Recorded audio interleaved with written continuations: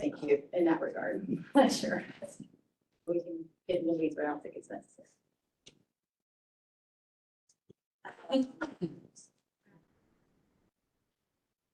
So the real big question that he came up with, and I know this committee talked about extensively, was the signatures for the nomination requirements of the historic district, the signature requirement of 33% of the owners on record.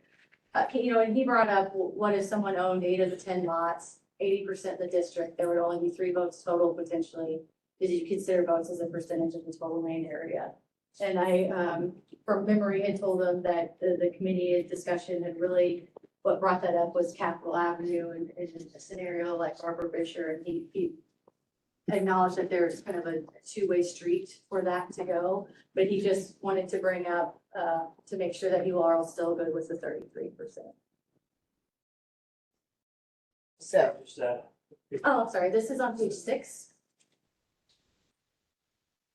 And since we're talking about it later, when we talk about incorporating a historic district takes 33% of the owners of record to signature. If we rescind a historic district, it requires 75%. And he brought that up as, should it be more difficult to create or more difficult to rescind, or should they be equal? wasn't it 75%? 75% Was initially, but what it was, and correct me if I'm wrong, we toned it back to the 33% because of what Laura, her experiences with having to do just that, as I recall. I mean, so, well, what is your all's input? I mean, do you feel like that what we changed makes sense, or?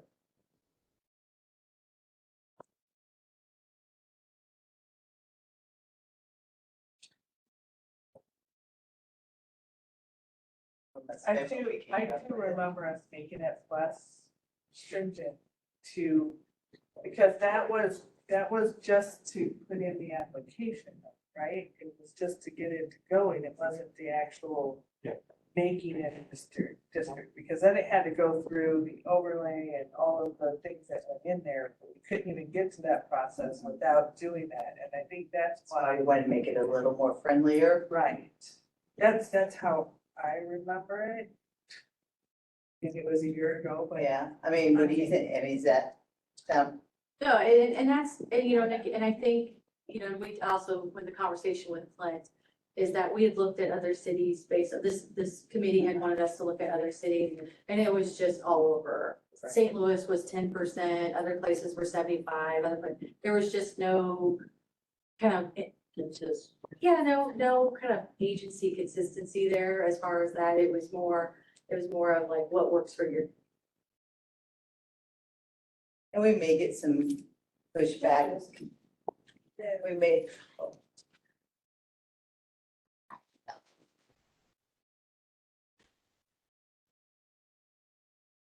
From the stakeholders on that issue too, I don't know, when we sit it out, so I think we leave it as we presented unless you all see any reason for change. I remember spending an awful lot of time Discussing and reading, discussing why we testing. percentages and on that, yeah. I thought we did too, so I'm fine with leaving it. We're at the 33% versus Clint Smith had made a recommendation that it might. Yeah, because I feel like I think it came up, like, what happens if it is like Barbara Fisher owning all the buildings? Well, she can kind of make her own buildings its own district, right? And not include the rest. She can't get those and reduce it down to her own district. Right? That's what I recall, so they wanted to do that to their own property. Just to be clear, it wasn't more of in his recommendation. He Concerned. he noticed that, he noticed that it was 33% and 75%, and he didn't know. Like drove it. Yeah. So we're fine with leaving it like we presented, okay? Moving on to the next one. Yeah, these are just. One of the things that we eliminated, we took the public notice or the public hearing process and procedure from the zoning code, and there were some things that didn't make sense to take it from the zoning code. The zoning code public hearing process is outlined in state statute, so there's kind of a strict standard of how that works. And then he just brought up, do we really need proof of notification, like an affidavit that was published? And I don't think we need it. Legal didn't see any reason why we would need it, so we went ahead and struck it. Okay. Less is best. Less is best. Also, it got brought up, we had a lot of these kind of hard deadlines for the public group hearing. So the public hearing should be scheduled no earlier than 30 days after submission of a complete application, but no later than 90 days. And it was just kind of brought up to question like why, and I couldn't really recall why we put that timeline in there. And then we started discussing, what, a smaller historic district application versus a large historic district application. And it may, some districts may be able to go through quicker. And then others may need some back and forth work between city staff and the applicant in order to make it the best product before it goes through an approval process. So he's suggesting no, Just to strike out the public hearings. Just take out the time period. I mean, I think our concern was it not being addressed is why we put a time period on it. It getting delayed a year. And that's why not my agreement. Yeah. I mean, really. I mean, that was, as I recall, and again, I'm old and my memory may be not all that sharp, but I thought it was really more of an accountability to the city than it was to the applicant. Yes. And allowing the applicant to understand it's not gonna go on forever. We're gonna get this wrapped up and put a bow on for you. So you want to put it back in? I thought we spent a lot of energy and time on it as Okay. well, but I mean, I could be wrong. I don't. All right, so everybody on board with putting it back in? Yeah. yes. Brad? Green? So then the question that got brought up, what would happen after 90 days? Is it automatically approved or not denied, and can this be extended? Well, I mean, I think it's like you said, it depends on what's going on with the situation, but this is giving a date, a time frame in which city and applicant are to be accountable to. So do we have to spell out in here that If the city doesn't do it within 90 we days. can extend by written notice like blah, blah, blahs or anything? Well, I think that's just the question is like, what, you have it written in here 30, well, we have it written in here between 30 and 90 days. What happens if that doesn't happen? Because there is no consequence. There's no consequence. And So- the contract needs the consequence. So,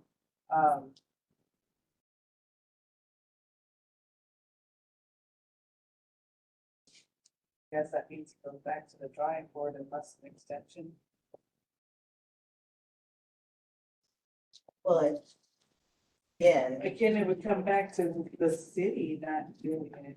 Doing the job, their job, yeah. Job to put it out there, right? So what's the consequence of the city not doing it? Shouldn't be. it'd be approved. What the applicant's wishes would be approved if the city can't. I don't know. I mean, I guess it is. But it has to be a consequence for the city not doing it. Because it says that you get 30 or 90 days for the public hearing. And, but the public hearing is before the HPC. So if it doesn't come before the HPC, then it is in limbo because the HPC has to make a recommendation for the designation or the rejection of the local district. So it doesn't become automatic. It's just in limbo. Which is what we don't want. But if it doesn't have a public hearing and it's not acted upon by the HPC, that's where it's gonna be, in limbo, because there's a non-action. Which is why there needs to be a consequence. Well, The city not doing anything. I mean, I guess you could go before and ask for an amendment to this. I don't know. Yeah, but that, so that would be. I don't know what kind of, In what circumstances would it come to Would it not have a public hearing? that it couldn't be notified to have a public hearing? I mean, COVID, I don't know. I'm trying to come up Not with, even call. yeah, I mean, we had a couple hearings during COVID all the time. You know, I don't know when, I mean, the whole point of the timeframe was so that the applicant wasn't waiting a year for an answer, as I recall the conversation. And if you put in the hands of the HPC to determine. That's what I'm trying to figure out how to word that. Is that done in 90 days? It can go before HPC. Yeah. It goes before them to, I mean, if you don't get the public, I don't know. And then the HPC can determine what's gonna happen. That's- I was gonna say, applications, not heard within the 90-day period, go to the HPC for recommendation. But that's already in there. No, it says after the public hearing. After the public hearing. Yeah, Right. but if we can, some way for the HPC to make sure that it happens in 90 days. I'm just trying to think how it can be worded to say that, Not for determination, it would be for for for the hearing to take place. how to proceed. Right, Ruth? Well, I'm sure it'll get legal We'll see the application. feed over anyway, which is fine. I mean, we're just trying to offer. Schedule a public hearing before the Concept. HPC. So we schedule it. And maybe it's letting the director will schedule the public hearing and the HPC be notified of that so that the chair of the HPC can follow up and make sure it's 90 days. Something to that effect. Because it happens at the public hearing happens at the HPC meeting. You know, so, Where's the phone? no, it says, it goes, the public hearing is held before the HPC. As in front of the HPC. I don't understand why we would have it. Could we maybe make a change? If they don't have quorum, that would be the only thing I Yeah. can think of. If HPC doesn't have quorum 3 months in a row, that would be 90 days. You would be able to vote. That would be the only thing I can think of, yeah. I don't know if they need to have quorum for a public meeting, but Not that forum for a public hearing, but they do have to make a determination. Could we make it flexible and instead of saying public hearing on the application before the hearing, instead of shall be scheduled, may be scheduled, no earlier than 40 days, no later. Meaning May, that's the goal, but if it doesn't happen, it's like that. well, hopefully nobody dies, but the whole point of adding the days were to, you know, make it happen. And make sure, so shall, because may is, we do it, but if we don't, we don't. there, I mean, to me, how I would take that is if it's a May and the public hearing doesn't have, that means that the HPC can actually make the determination without the public hearing. Then what happens if you have neighbors within that range who are really opposed to it, didn't have a chance to speak up, then that's not right either. That goes against kind of the whole Concept. So, yeah, of notifying. So what would be a reason that they would be notified? for a public hearing. Well, I mean, I think the forum would be a reason, I mean, that's the meeting. I'm talking about the notification. elimination of staff. I mean. Yeah, that's what I'm There's asking. nobody to feel the responsibility of getting it posted and putting it in the paper and notifying property owners. And that, you know. Is it likely? No. Is it possible? I mean, council could eliminate full departments if they, I don't think they're going to, but if we're thinking about, if we're thinking about that, you know, I think there would, no quorum from HBC, so then that would be the reason why a public hearing would be delayed. From the staff perspective, it would be that there was just no staff to field the request. Because 30 to 90 days to put together a public hearing is more than enough time. I think we leave it and then see. I think we leave it like we presented it. If a circumstance comes up as such, there's something that needs to be done. I'm sure there's ways to amend it and take it before the council and ask for an exception or something, you know, to that effect. There's gotta be a way to make an exception if needed, but the whole point of the guideline was to make Yeah, and actually, the public hearing wouldn't be delayed parliamentary wise. Public hearing would still take place. The vote could, if there's no quorum. That's true. So, yeah, parliamentary wise, you're covered. The public meeting can take place, your public hearing. It's just you can't have a vote if you don't have a quorum. So it could be delayed until the next Nobody meeting. here to unlock the door. I'm sorry. Unless there's nobody here to Well, that's- unlock the yeah. door. Yeah, I know. Oh, I know, you guys are laughing at this.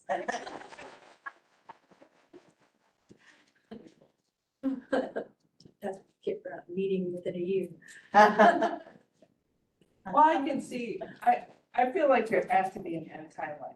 Because the whole point of doing the historic district is one, for an overlay, but also for being able to get, you know, tax credits or grants or different things like that. And if you're sitting there with a piece of property waiting for all of that to happen because this isn't happening, Exactly. that's not. So there has to be a deadline. I think that was why we implemented it. So I mean, the consequences the attorney can make a suggestion, but this, I think we still feel pretty strongly about these. And I guess if the code isn't followed, then there's legal recourse from an applicant too. I think maybe that's the, Yeah, I think you're right. I think that's just leave it as it is Without- and let it. acting as an attorney. Yeah. No, I understand. I understand what you're saying, and so, all right. Is, for HBC is form the only requirement for a vote? So you have to establish quorum before you can have a public. So moving on past that point, is form the only requirement for a vote? Well, I think you have to have a motion and a second. Well, yeah, but for HBC, did it require a certain number? Yeah, but that can change based off, of like, if somebody can recuse themselves, somebody can, you know. But there has to be a quorum at the meeting itself. Yeah, you can't. To be you can't have a present. public meeting, so. Yeah, but to vote sometimes, because you have people that abstain or they recuse themselves up front from voting, and it can change your numbers depending on the issue that you're dealing with. So it's not just necessarily who's present at that meeting. So. That's right.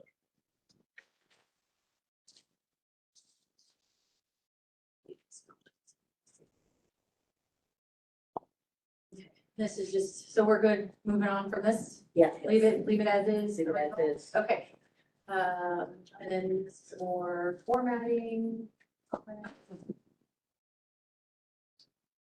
Okay, so this came up too.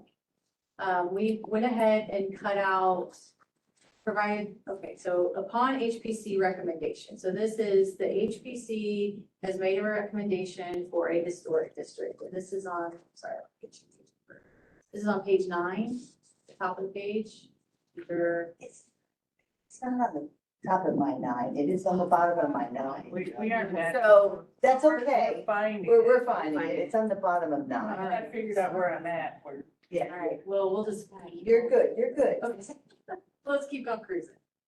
Okay, So the Historic Preservation Commission's recommendation on application for designation of a local historic district shall be forwarded to the Planning and Zoning Commission for land use regulation review. This was added because we wanted to make sure it wasn't coming out clear. So if a historic district comes to the HPC and is denied, it still has to go through planning and zoning.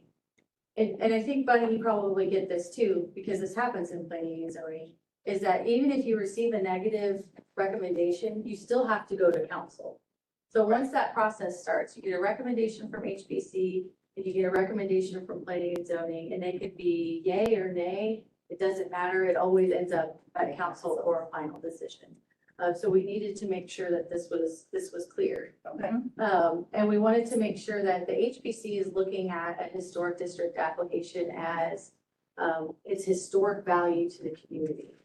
Planning and zoning is looking at, is there any, land use regulations? Is this historic district going to cause any issues with almost new construction in that area or anything land use that could, they're looking at the future of the city, whereas HBC is looking at historic and preservation. Right. Looking forward.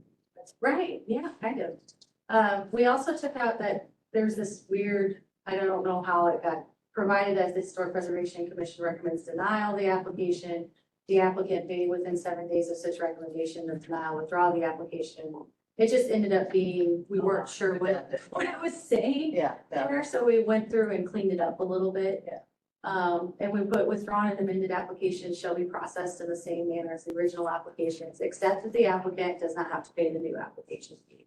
Yeah. Meaning if we have any quirks that get uncovered during the process of approval, they can say, hey, let me fix this and come back when it's correct. perfect. And they don't have to go back and like it anymore. Right choice. Are they still under a 7-day time limit or no? No, because it's really, who cares about time? It's about quality. It's Amen. kind of how. Amen. Okay, are we good with that?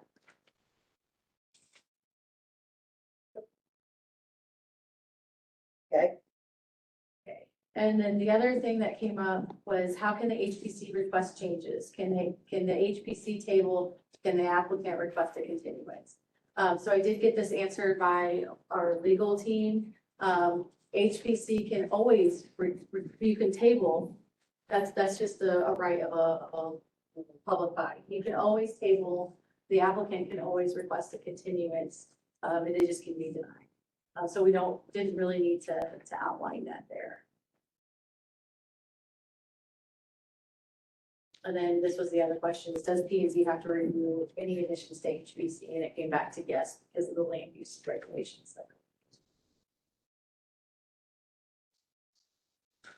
We did strike, under the city council decision. We got rid of the whole process and review criteria because at the end of the day, the city council is the legal body. They don't really have to conform to anything that we have in the historic preservation code. They either approve or they deny. So it's more about giving them an understanding of the process that they have to go through and not making sure that it fits the elements. So we went ahead and got rid of the criteria requirement because that is what the HPC's role is, not council. Okay. Moving on. We're going to jump quite a bit.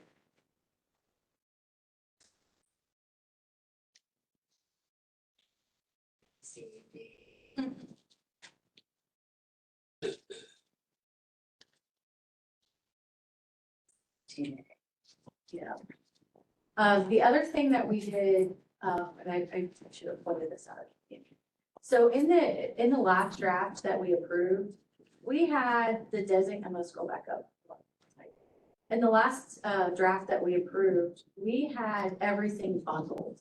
So we had applications for local landmarks, local historic districts bundled together. And one of the things when we went through kind of a peer review is that it was getting confused on which process was for a local landmark and which process was for a local historic district. So we broke it out, which is why our draft got longer.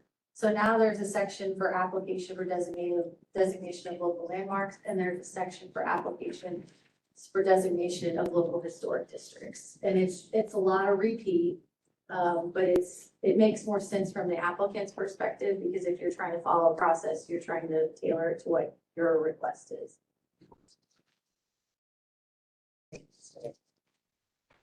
Yeah, but none of the language changed, it's just we just added more sections. Right, assuming people have the next step. Oh, because I didn't have all this stuff in. We reviewed it.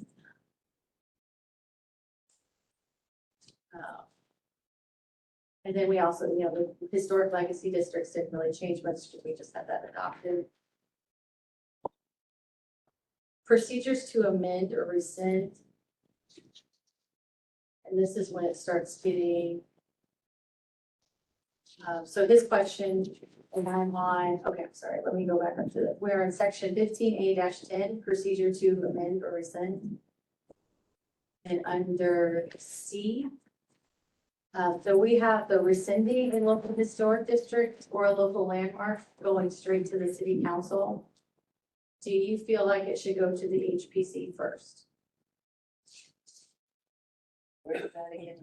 What page again?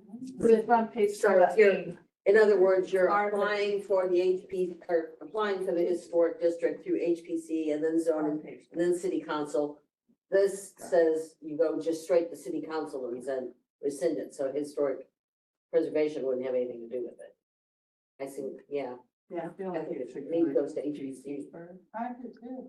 Sorry. Yeah, if you're rescinding something, it has to go through HPC. And that'd be no different than demolishing a house or Mhm. anything else that they have to approve first.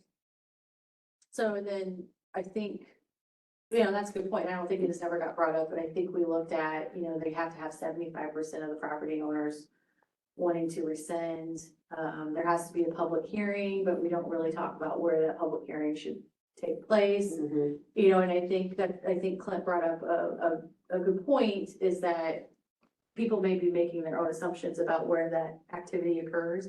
Like, public hearings could definitely happen at city council, they do all the time. So does that happen at city council, or does it need to go to the Historic Preservation Commission first? Does it need to go through its own journey?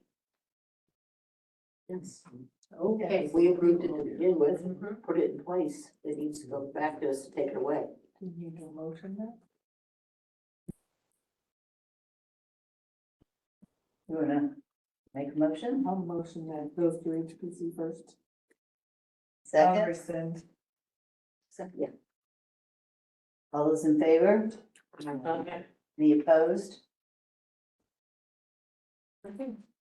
So we'll have to make the draft changes, and it'll have the same kind of as the approval process, where even if HPC says recommends against, it would go Still goes. go through.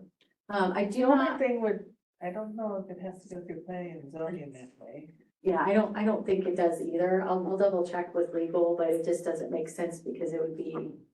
It's already been zoned, whatever it's zoned. Yeah, I you mean, would it's really, and yeah, we don't need to make Yeah, it wouldn't people affect wait anything. any other longer It than would just necessary. revert back to base zone. Mhm. Okay, and then we already talked about the 75%. Was his comment there. And then he said title of the section refers to historic districts and landmarks, but the two sections seem to only refer to historic districts. And I kind of was like, well, when you rescind something, it just, does it really matter the difference between the two? The 75%, if you have a lone property, maybe you don't have a lone property owner, maybe you have multiple property owners, but still getting that 75%. And just because in this draft, this body made local landmarks honorary versus regulatory. I didn't know that we needed to really change anything in that regard, but unless you all see something to where we. Oh, the low.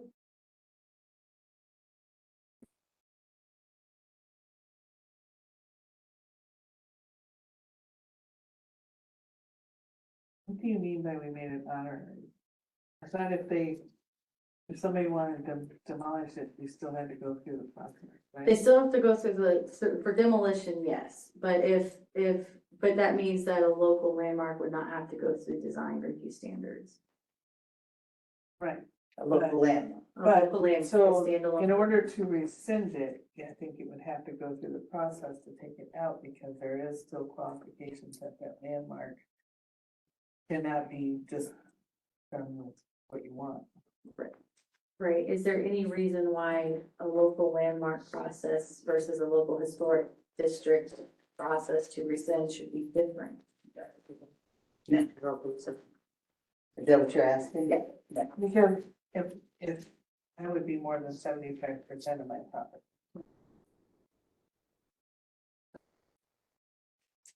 I'll bring that up. Is that what you were thinking? Well, he asked, he said title section refers to historic district and landmarks, but the two sections only seem to refer to historic districts. See how he thinks that. Well, Well, because in one, it says established local historic district, and it should say local historic district or Landmark. landmark. That's just, again, that's just Maybe I maybe missed. Like it does in number 2, where it says district or. clerical. so you think we should add established local historic district or local landmark? Let's just put them at the underlying part. Yeah, it's already, Just put input and landmark, so it's in each sentence. So it does say both of them.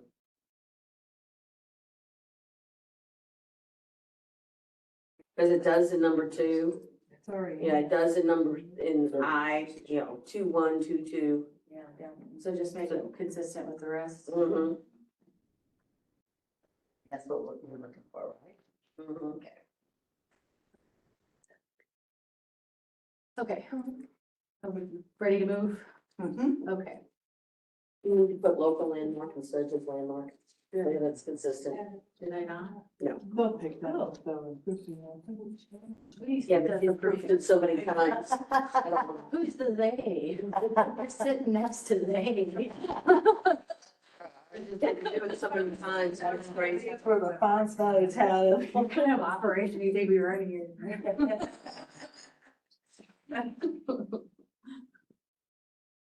Okay, yeah, that's just formatting. So landmarks again down here. Review of for certificate of appropriateness. Yeah, and we did do a little cleanup here. And it was more, we, in one line, we had something that like the permitting process was gonna come before the certificate of appropriateness, and that's not the case. And we had a administrative approval, and then we had a process where it goes to the Historic Preservation Commission. And you all may not know this, but we actually have a consultant that's doing design guidelines for us. H3 Studios is doing this. So in the design guidelines, they'll actually have a breakdown of what's a staff level review and then what has to go through the Historic Preservation Commission. That's why there's a documented process to where it's very clear to the applicant when staff is just reviewing it, and if it all just checks the box of any design standards, then it just can go ahead and get a certificate of appropriateness of the permit without having to wait until the monthly HPC meeting for minor approvals. For anything that's more substantial, we would have to go through the historic preservation criteria. Get granted to go. So design standards are very specific about like what activities are okay on a property. And so if somebody comes in with a request that very clearly fits those design standards, no gray area, no questions. They're just trying to replace their roof and they're replacing their slate roof with a slate roof. Go, why would we need to go through it?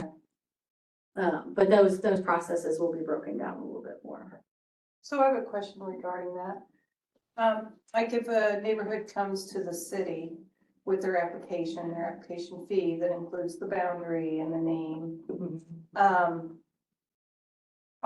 Is Avenue HQ designing like guidelines that can be basic, that could be used for those that come forward, because I think having to create your own design guidelines is gonna deter people from pursuing it, because it's very involved.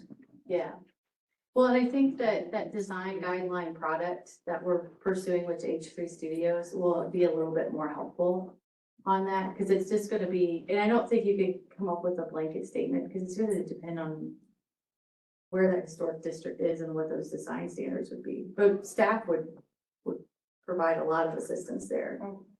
Because it couldn't be, you know, and that's the other thing, that if we adopt this code, we're also adopting the Secretary of Interior standards for the treatment of historic properties. So you're fitting a local process into a national guideline standard. And that way, then you've at least got kind of bumpers or guardrails up that you have to operate within. You may not want to be as specific as, well, you have to have this specific roof type or porch type. You may, you may decide to be flexible in that regard, but you still have to operate within those standards, which they're pretty, they're good standards, I think, because they allow a lot of flexibility and they kind of have layers. Like if you can't do this, then go to this next step and then go to this next step. So if we're following those Department of Interior's design guidelines, the staff will be, why would a neighborhood that wants to create a local district have to design their own? You know what I mean? Well, I think they would have to participate in how stringent they wanted those to be. Like you brought up a good example, like some of them go down to house color. Like you can only pick these types of colors for your home. Is that something that we want to do within this neighborhood? That would be kind of that conversation of what are you trying to accomplish in creating a local historic district? I guess I'm just thinking that no one in our community would actually do that. I'm just thinking, okay, people will agree to basic stuff. That's how you're able to sell to your neighbors to buy into this. It's like, you need to choose brick because everybody else is, in the neighborhood is constructed with brick. But if that's a possibility that people can get that strict and have buy-in from their neighborhood, that's great. Okay. I needed to think broader. So my question is, wasn't this whole certificate of appropriateness, whatever it is, because at this current time, there is no process that we have that adheres to the overlay there. Like when if I submit in Capitol Avenue, submit a permit in to do something, there wasn't really anybody reviewing that to make sure it fit with the guidelines. So that's what this is doing. Right. Right. Yep. And it's still and just to be clear, we are still very process driven. There's things that would be in design standards that we would run into not catching, because you don't need a permit to put windows in. You don't need a permit for a residential roof unless you got a structural component. You don't need a permit to redo a porch unless it's a structural component. And so it would be, somewhat like code enforcement where it's kind of complaint driven. Or we just do a really good job of educating the folks that are already in an existing historic district, say, hey, you're in a historic district, here are the tools that we provided for you, like hopefully when those design guidelines come out. That just to give you awareness that you're here. And I think also in the code, when a historic district gets created or a local landmark gets created, we're putting in there that it gets recorded. So anything that comes up in a title search, so when property changes hands, that should pop up and give people that information. That As well as a designated landmark. Yes. Yeah. Yeah, and we've even talked internally, like, should we do this with the National Register districts? Maybe slowly but surely, but then people know that they're in. Because we get a lot of calls there's a property that's being sold on West Main right now that I've got like 5 different phone calls over the windows on, because it's a National Register property. So they're calling and saying, what can I do and what can I not do with this property? And it's always a very fearful thing, like, oh man, what am I gonna, I don't wanna What buy. do they get stuck with? You're right, and so we just talked to them about, going, that you really can do anything you want, it's just if you want access to tax credits. People really don't understand that. No, they don't, and Neither that's, does insurance companies. No, I know. Yeah, is that the one? It's a common discussion. I It's have a lot. almost Yeah. impossible to find insurance on one on the National Register. I got dropped after I closed on our house. They just sent me a full refund and said we can't insure it. And then I couldn't find insurance. They were gonna insure it for $500,000. It was the lowest they would insure it for because it was on the National Register. And they said if anything happened, it would cost too much to replace the plaster. We wouldn't be replacing plaster, they thought you would have to follow these strict guidelines to. Yeah. Yeah, People don't really get that at all. I forgot what we were talking about. So the overlay appropriateness. Okay. The appropriateness, this. Yeah, and his question here is, are you going to have a COA application? If this code gets adopted, yes, we will, because it stipulates that we have to have an application. So we create an application process for this.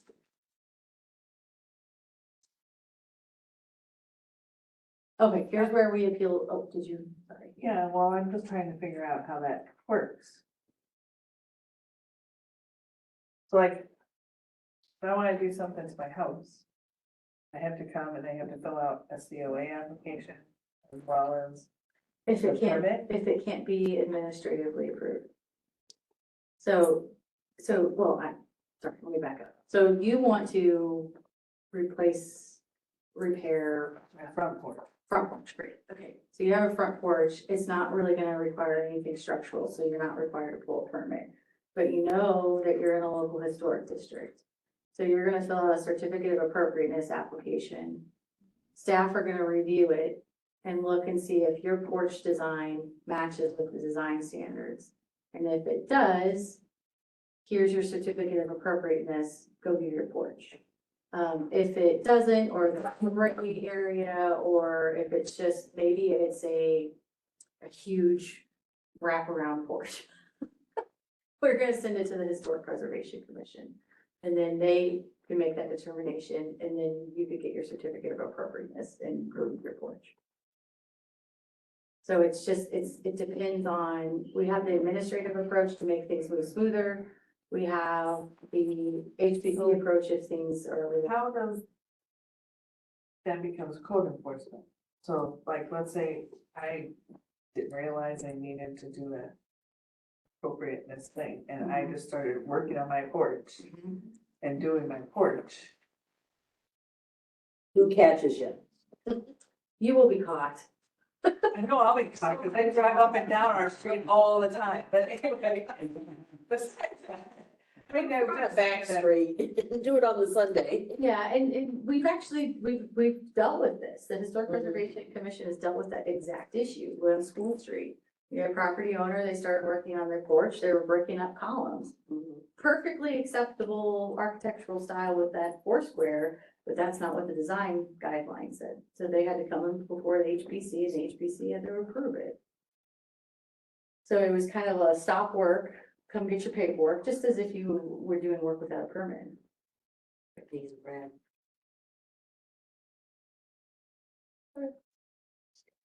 Yeah? Mhm. Here's where we started making the changes. So originally we had the applicant, I'm sorry, let's go back to where we are. So we're still in the certificate of appropriateness section, so section 15A-11 and subsection B 3.4. So this last one, it says if the Historic Preservation Commission approves the application with conditions or denies the application, the applicant may seek an appeal to the city and council. The last draft had the Board of Adjustment, and that was not going to legally cold water. So we had to change it to the city council. That was the big change. Yeah, that's fine. That's where it's gonna land anyway, but. Is there, That's fine, right? Yes. Okay. is there a cost to the homeowner for applying for a certificate? I don't think we ever discussed the cost for a certificate of appropriateness. Do you want there to be a cost? No, I just wondered.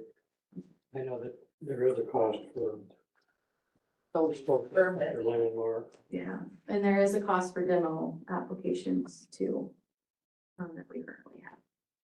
So we could look at the, that may be something where if, like, originally, if if it becomes administratively burdensome, that maybe go back and say we need to establish a fee schedule for it, just to be able to cover staff time, something. But if you don't want to be, that's fine. Is Yeah, that? we don't want, Go ahead. no, you go ahead. Is that appeal process to the city council, spelled out? It is down. Yeah, so Number 4. Yeah, it just says the applicant may seek an appeal from the city council. I didn't know if that was a form. yeah, so I think, like, so the appeal, I see what you're saying.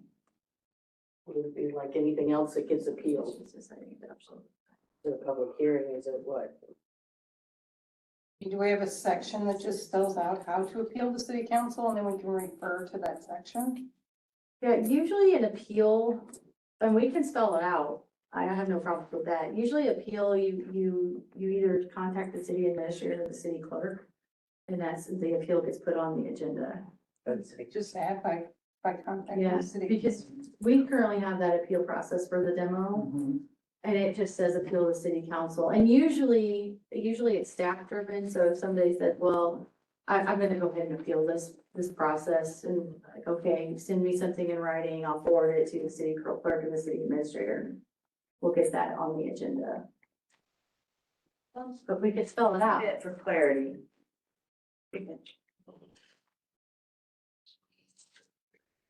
Just add something, the applicant may seek an appeal from the city council by contacting. To the city council. But you're gonna have to put it everywhere, so that's here. Wait, is everybody good with this? I don't wanna, okay. Because it's not just there, it's over here.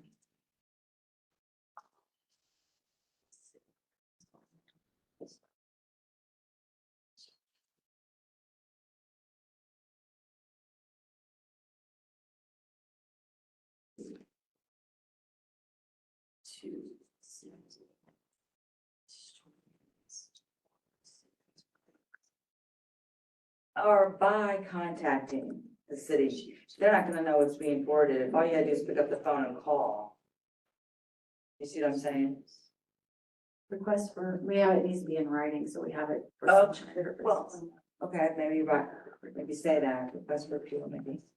In writing to the city. May be made. Written, Uh, written request. Written request. She's-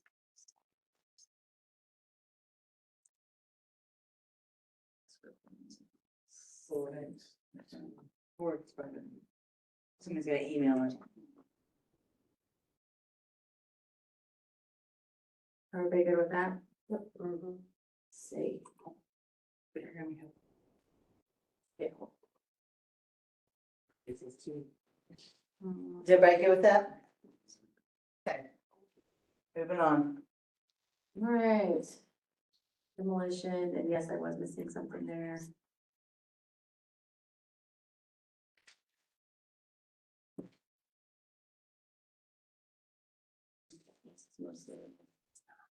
So his question about the HPC approving a fee and ring, would that allow the permit to be issued?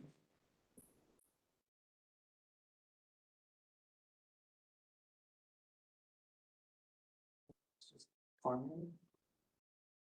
This is where we had the permit first, like a permit must be issued before you receive a certificate of appropriateness. It was backwards.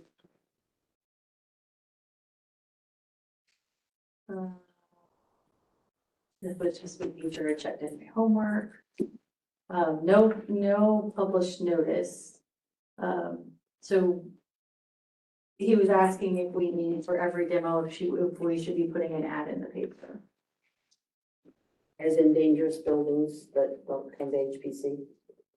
Well, so the dangerous buildings are usually the ones that are by the city that we're demoing. Those are the ones that don't. Dangerous buildings that are owned by private property owners go through the HPC. Dangerous buildings that are owned by the city do not.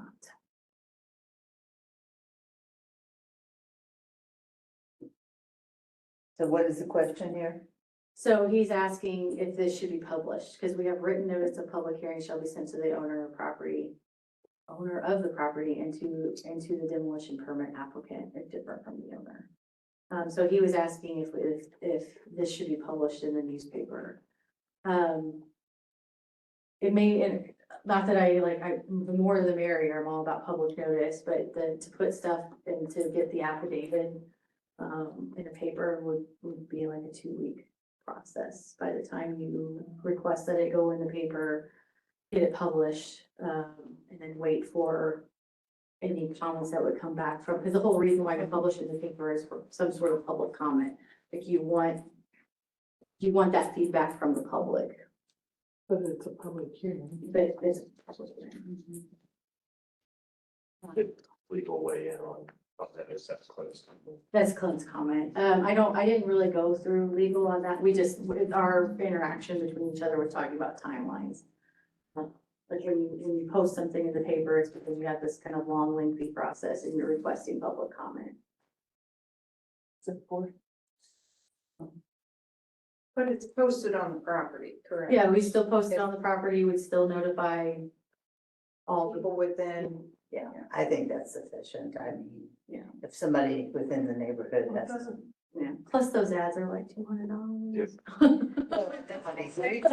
Doesn't Nobody's seeing that anymore. It's 2 weeks. It's So it just says owner of the property or the paid it up. Oh, we posted it. What do you hundred think? fifty feet or something. says signs indicate. I don't think she heard you.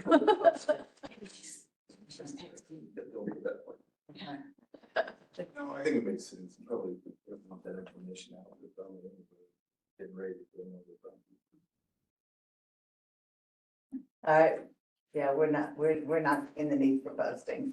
Okay. Anything else?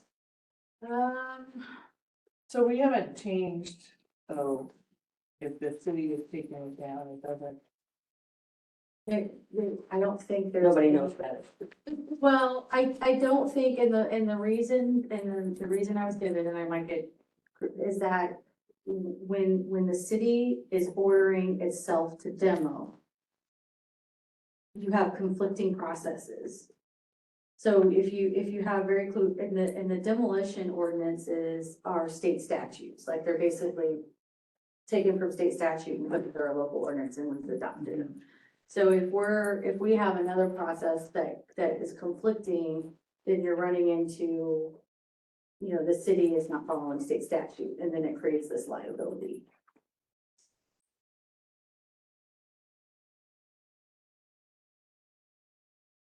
I know it's not flavorful, but, and hopefully we don't have so many dangerous buildings in the future. Yeah, it just surprises every time I turn around, another one's being knocked down and no information about it. And that could come as on me. I could do a better job of, and I think I was for a while, emailing HPC and saying, hey, this is going through the dangerous building process. It looks like the abatement is to demo. I know we talked about 408 Lafayette heavily because we had the public works and planning meeting specifically about it because it's in the local historic district. But we didn't really talk about the park structures. So I could do a better job of Yeah, communicating. the one with next door, the one on the 200 block of Lafayette. Yeah, we could always do a better job of communicating. Is there anything else? That's it. All right, so what's the next step? I think the only thing that we got hung up on that I might have to correct is up here. Okay. So we may have to.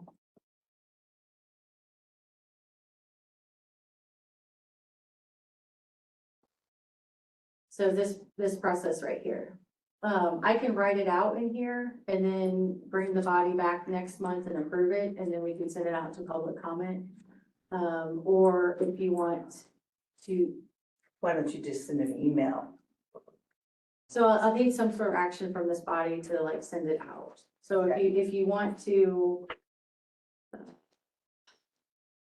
Can I make a motion that when the adjustment is made, you send that specifically to each member and each member get back to you, which authorizes you to Send it out. send it out to. Sure. Okay. You get the motion done. All right. Second, okay, everybody in favor with that plan and versus meeting again before sending out to the stakeholders? Yes. I mean, all those in favor? Aye. Aye. Any opposed? All right.